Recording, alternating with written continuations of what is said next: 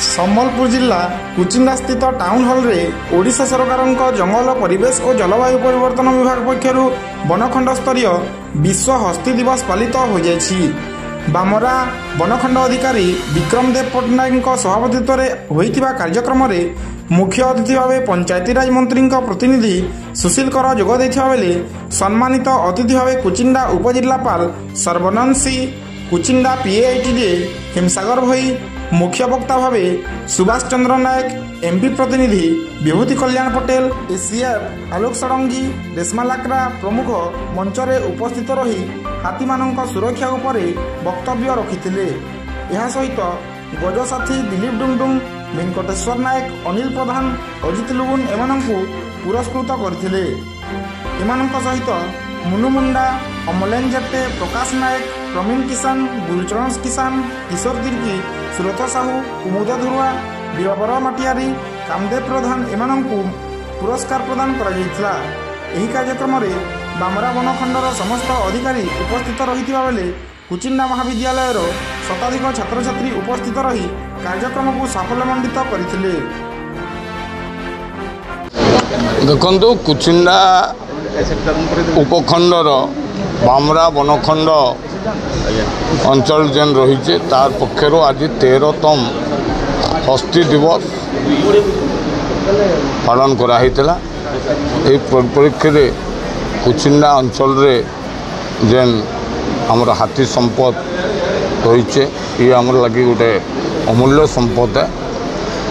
तार केनता सुरक्षा रहा से केनता सुरक्षित रहे तांकर केनता वंश वृद्धि हवा एथिर लगी आमर समस्त नागरिक मानकर सचेतनता रहिबार आवश्यकता रही आमर कर्तव्य रही। तेणु आज ये परिप्रेक्षी में कुचिंडा बामरा वनखंड अंचल जिते भी आज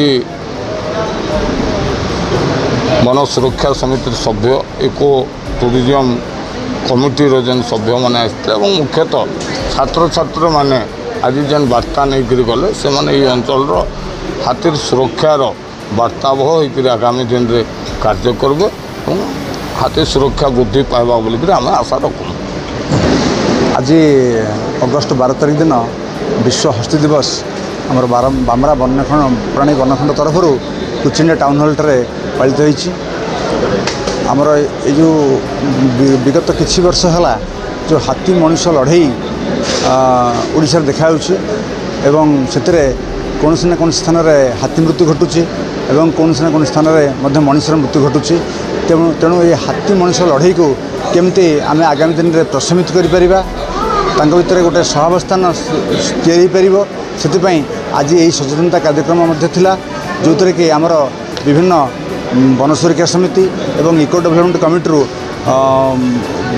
बंधु मान सब आसी विभिन्न कॉलेजर स्टूडेंट्स फॉरेस्ट स्टाफ एवं अन्य अतिथि मैंने आसते समस्त आगे यही सचेतनता वार्ता रखागला जे आगामी दिन में आमर हाथी जमती सुरक्षित रे इलेक्ट्रोक्यूशन बा पुचिंग द्वारा कौन से हाथी शिकार हेबे नहीं एवं ता सहित जो सरकार अनुकंपा राशि वृद्धि करछन्ती कौन से मनुष्यर मृत्युवरण हेले माननीय मुख्यमंत्री जो अनुकंपा राशि 6 लाख टंका 10 लाख टंका वृद्धि करछन्ती से विषय में आलोकपात करागला। ता व्यतीत जदि कौन से लोकर घर भांगिला ताले तांको अंत्योदय गृह योजना गृह प्रदान करा जिवो। आउ अन्य जो अच्छी आपणकर इंजुरी से अनुकंपा राशि रही। तेणु ये समस्त अनुकंपा राशि भीतर आलोकपात कराला जमी आगामी दिन में लोक मैंने अनुकंपा राशि फायदा उठे पारे एवं कौन से प्रकार एनिमिटी बा शत्रुता हाथी प्रति आचरण करेंगे ना। धन्यवाद।